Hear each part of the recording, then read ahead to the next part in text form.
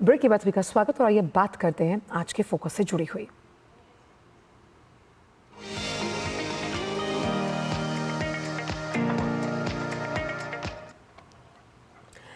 बात करते हैं इलेक्शन कमीशन ऑफ इंडिया यानी ईसीआई की, जिसने एक सिंगल पॉइंट ऐप बनाया है।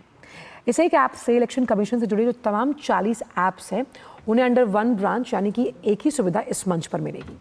ईसीआई के अनुसार इन 40 ऐप्स को करीबन 5.5 करोड़ से अधिक बार डाउनलोड किया जा चुका है। सिंगल पॉइंट ऐप के आने के बाद यूजर्स को अलग अलग डाउनलोड नहीं करना पड़ेगा, यानी कि इस नए प्लेटफॉर्म का नाम ईसीआई नेट होगा। ये एक डिजिटल पहल है, चुनाव आयोग की एक नई डिजिटल पहल है कि किस तरह से अलग अलग ऐप से आपको मुक्ति मिली हो, यानी कि 40 से ज़्यादा पुराने मोबाइल ऐप्स को अब ईसीआई नेट अपने साथ जोड़ लेगा under one umbrella, under one platform. और शानदार यूजर इंटरफेस की वजह से इसका इस्तेमाल करना अब बेहद आसान हो जाएगा, क्योंकि आपको अब एक ही जगह पर तमाम जानकारियां मिलेंगी और सभी चुनावी काम आप एक ही जगह पर कर पाएंगे। बार बार लॉगिन आपको अलग अलग ऐप्स पर नहीं करना होगा अगर आप चुनाव आयोग से जुड़ी या चुनाव से जुड़ी कोई जानकारी चाहते हैं। चुनाव अधिकारियों के साथ साथ जो तमाम राजनीतिक दल हैं, सामाजिक संगठन हैं, उन्हें ये सुविधा मिलेगी, यानी कि ये सुविधा अपने आप में इन सबको मिलेगी और लोगों को अलग अलग ऐप्स को डाउनलोड नहीं करना होगा। इस झंझट से उन्हें मुक्ति मिलती हुई नजर आ रही है। चुनाव आयोग का ये नया डिजिटल प्लेटफॉर्म है और अलग अलग आपको लॉगिन याद करने की ज़रूरत नहीं पड़ती, यानी कोई भी आप ऐप खोलते हैं तो उसके लॉगिन पासवर्ड यूज़र नेम को आपको याद करना पड़ता है, लेकिन इस आप समस्या से निजात मिलती हुई और चुनाव से जुड़ी हर ज़रूरी जानकारी आप इस ईसीआई नेट के ऐप पर देख पाएंगे। इसके साथ ही लाखों लोगों को इसका फ़ायदा मिलेगा, वहीं साथ ही साथ चुनाव के जो अधिकारी हैं और चुनावी प्रक्रिया को और सुलभ, सुगम, पारदर्शी बनाने में भी मदद मिलेगी। तो चुनाव अधिकारियों को भी इससे फायदा मिलता हुआ नजर आएगा।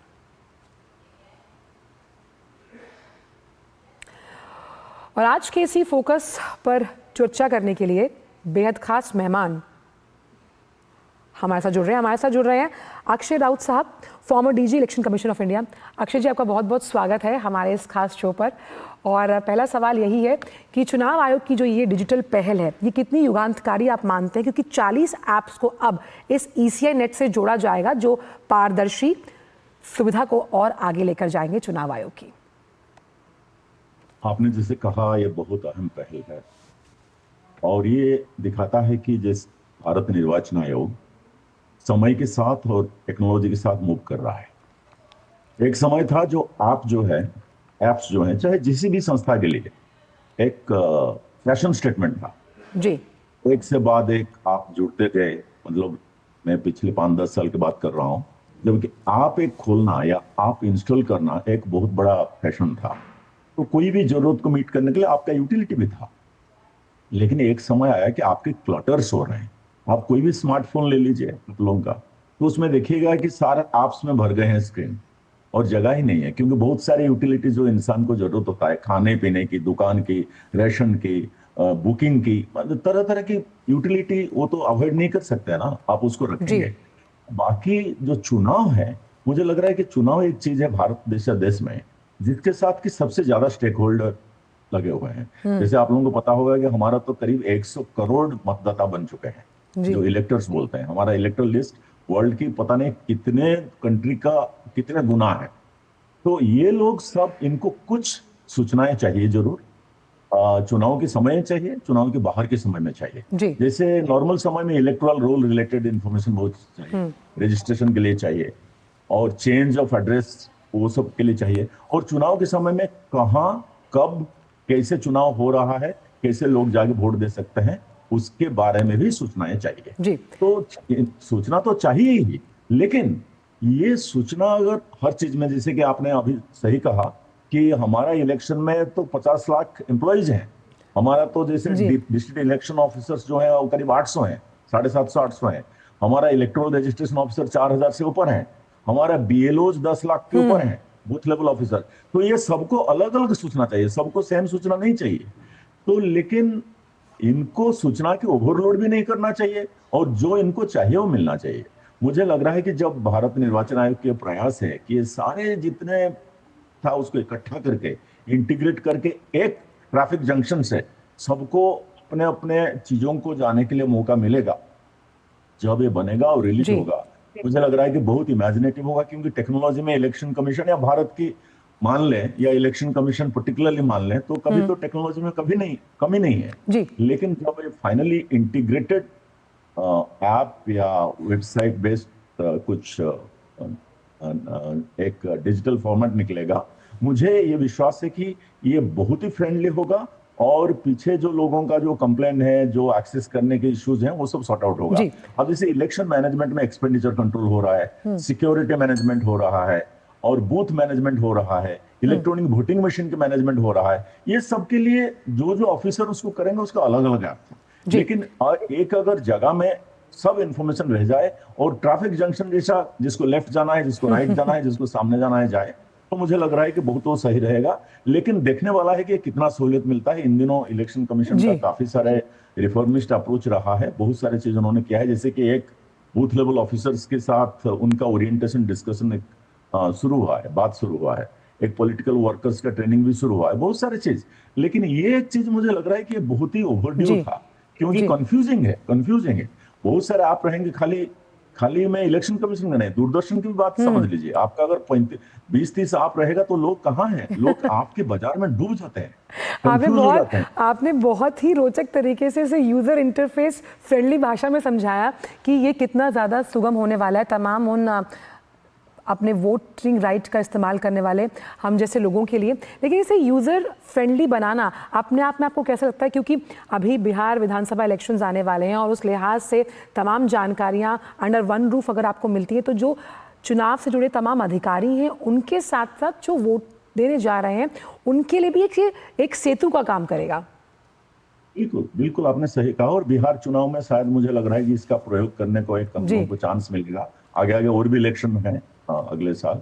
और ये क्योंकि चुनाव एक चीज है, उसके बारे में सूचना जो है बहुत इंपॉर्टेंट है, इसलिए मीडिया का तो रोल रहता है, क्योंकि लोगों को पता लगना चाहिए कि उनका पोलिंग स्टेशन कहाँ है, किस टाइम में वोटिंग करेंगे, किस टाइम में वोट बंद हो जाएगा।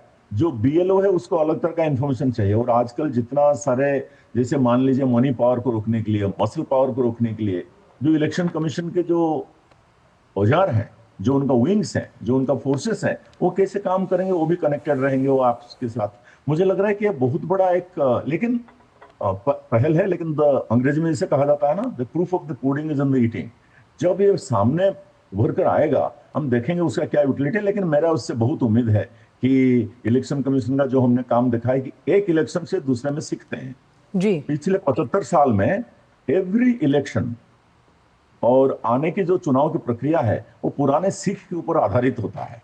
और मुझे लग रहा है कि जितने सारे ऐप अभी तक बने हैं, 40 कहा जा रहा है, और उसमें कुछ मैनेजमेंट रिलेटेड है, कुछ फील्ड रिलेटेड है, कुछ सिक्योरिटी फोर्सेस रिलेटेड है, लोगों को रिलेटेड है ज्यादातर। और जैसे एक मैं छोटा एग्जांपल आप अगर समय है मैं दे दूं, पॉलिटिकल पार्टीज के लिए एक सुविधा आप है कि वो अपने जो कैंपेन करने की जगह और कैंपेन करने की जो प्लेटफॉर्म्स हैं बुकिंग कर सकें, ये भी इसमें आ जाएगा। पॉलिटिकल पार्टीज हैं, सिविल सोसाइटी है, मीडिया है, लोग हैं, और चुनाव के अधिकारीगण हैं, और चुनाव के रिलेटेड ऑल वर्कर्स हैं। मुझे लग रहा है कि सबके लिए एक अच्छा रहेगा। लेकिन एक चीज मैं आपको कह दूं, और आपका यूटिलिटी तब आता है जब ये आपका पब्लिसिटी भी होता है, प्री पब्लिसिटी। लोगों को पता लगना चाहिए कि भाई ये है, जैसे आपने कहा ना ईसीआई नेट में मेरे को सब कुछ मिल जाएगा, इतना तो लोगों को पता लगना चाहिए, तब लोग एक्सेस करेंगे। बिल्कुल, आपने जो बात कही वो बहुत अहम है और हमारी कोशिश भी दूरदर्शन के इस मंच के माध्यम से यही है। वहीं मैं आपसे जानना चाहती हूँ राउत साहब कि इसमें डेटा को लेकर भी कितनी एक्यूरेसी रहेगी, क्योंकि तमाम डेटा जो है वो चुनाव आयोग जो है इसमें मुहैया कराएगा, और इस डेटा की एक्यूरेसी को संरक्षित करने के लिए कितना सिक्योर इसका साइबर नेट रहेगा, यानी कि अगर साइबर वॉल्स की बात की जाए उस लिहाज से कैसे काम करेगा चुनाव आयोग इसकी साइबर सिक्योरिटी को लेकर? मुझे लग रहा है कि ये इन दिनों कई महीनों से और बल्कि कई सालों से अभी डाटा की सिक्योरिटी बारे में इलेक्शन कमीशन जितना उजागर है और जो काम कर रहा है वो काबिल तारीफ है, और वो बहुत सफिशिएंट है। क्योंकि इलेक्शन कमीशन का जो डाटा है उनके पास, इसको ये लोग कॉम्प्रोमाइज नहीं कर सकते हैं। ये भारत के लोकतंत्र के साथ जुड़ा हुआ है, इसीलिए बड़े से बड़े टेक्नोलॉजी आयाम जोड़कर इसको किया गया है।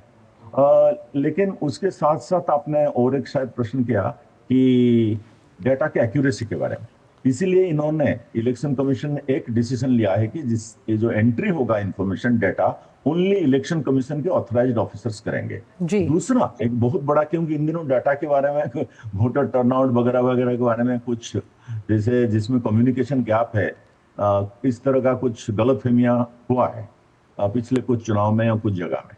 तो वो इनका कहना है, इलेक्शन कमीशन का, वो सही चीज है। जो लीगली प्रिस्क्राइब्ड फॉर्मेट्स हैं, वो चाहे ऑफलाइन हो या कोई कागज में हो, जैसे कि वेरियस फॉर्म्स एंड फॉर्मेट्स में हो, अगर कोई कंफ्यूजन आपकी डाटा में जो मिल रहा है उसमें हुआ, तो वो लीगली जो सैंक्शन फॉर्मेट है वो ओवरराइड करेगा, वो सबसे ऊपर रहेगा, वही सही होगा। तो इस तरह का उन्होंने काफी सारे स्टेप्स लिया है, जिससे मुझे लग रहा है कि इसमें कोई इसमें यूजफुलनेस रहेगा, सिक्योरिटी रहेगा, और काउंटर चेक जो बैकएंड के आपके जो रियल फॉर्मेट्स हैं, जो legally sanction statutory sanction format है, उसकी जो सबसे बड़ी फाइनल जो आंसर है, फाइनल आर्बिट्रेशन है, उसी से मिलेगा। ये भी उसमें इनबिल्ट है। तो मुझे लग रहा है सुरक्षित है और यूजफुल रहेगा। वहीं अगर हम इसको ऐसे भी समझने की कोशिश करें, क्योंकि फर्स्ट टाइम वोटर्स को लगातार चुनाव आयोग ये चाहता है कि वो सबसे अहम हिस्सा होते हैं इस लोकतांत्रिक प्रक्रिया का, जहां हम अपने संवैधानिक हक का इस्तेमाल करते हैं। फर्स्ट टाइम वोटर्स के लिए कितना एक्साइटिंग होने वाला है, कि बिकॉज आज का जो यूथ है वो बहुत टेक्नोक्रेट है, टेक फ्रेंडली है, और उनसे समझकर जो उनसे पहले वाली जनरेशन है उसको भी वो समझा सकते हैं इस तरह के ऐप्स को लेकर। तो मुझे लग रहा है कि आपने सही कहा, ये जो इस तरह का जो हम लोग ट्रांजिशन कर रहे हैं, उससे यूथ ज्यादा अट्रैक्टेड फील करेंगे। यूथ का टेक्नोलॉजी के साथ एक नॉर्मल रिलेशन है, और टेक्नोलॉजी भी every day every night move कर रहा है। मुझे लग रहा है कि जैसे ये जो ECI नेट बन रहा है, ये ऐसे नहीं कि एक बार में हो गया उसको भूल जाएंगे, ऐसे बात नहीं है। मुझे लग रहा है कि it will be continuous process, जिसमें इसका इंप्रूवमेंट भी किया जाएगा, नए नए टेक्नोलॉजी को शामिल किया जाएगा, नए नए जरूरत, जैसे यूथ का आपने कहा, यूथ के उनके जरूरत, उनके नई पंजीकरण, फॉर एग्जाम्पल नई पंजीकरण का पहले एक था कि एक ही बार पंजीकरण हो सकता है साल में, जो उनका न्यू रजिस्ट्रेशन जो है लेकिन उसको 4 बार अभी किया गया है, 4 बार नए पंजीकरण कर सकते हैं। मुझे लग रहा है कि ये जो ऐप में ये इनबिल्ट होगा, और जितना जल्दी यूथ इसको एक्सेस और यूज कर पाएगा और लोगों के पास पहुंचा पाएगा, और कोई नहीं कर पाएंगे। ये यूथ के लिए खास करके बूंद साबित होगा। एक और चीज बताऊंगा, जो आपने शायद टर्नआउट की तरफ भी कहा कि उनका बढ़ चढ़कर टेक पार्ट करना, जितना SVEEP for example systematic voters education and electoral participation, इसके रिलेट करके जितना ऐप है वो भी इसमें आ गया। वोटर टर्नआउट को आगे बढ़ाने के लिए जितना सारे स्किल्स और जितने सारे पहल का जरूरत है, जो ऑफिसर्स उसमें जुड़े हुए हैं, वो भी सब इसमें आ गए। इसमें जैसे लग रहा है कि एक वन विंडो में सब कुछ आपको मिल जाएगा। तो लेकिन फाइनली जब ये बनेगा, वो कितना तंदुरुस्त है, मेरी तो उम्मीद बहुत ज्यादा है, क्योंकि जो इलेक्शन कमीशन को मैं जैसे देखा हूँ पिछले 15-20 साल से, तो उनका जो काम करने के तरीका, मुझसे तो उम्मीद है। लेकिन जब ये इंटीग्रेटेड प्लेटफॉर्म आ जाएगा, तब उसका यूजफुलनेस मुझे लग रहा है कि धीरे धीरे लोगों को बिल्कुल उम्मीद करते हैं कि जो सुपर ऐप है ये अपने आप में युगांतकारी और क्रांतिकारी बदलाव लेकर आएगा। चुनाव आयोग की तमाम जो संवैधानिक प्रक्रियाएं हैं उसमें बहुत बहुत शुक्रिया अक्षय राउत साहब, आप इस शो पर आए और बहुत ही रोचक और बेहतरीन तरीके से तमाम जो जिज्ञासाएं थी इस ऐप के बारे में जो दर्शक देख रहे होंगे वो तमाम जिज्ञासाएं शांत हो गई होंगी। बहुत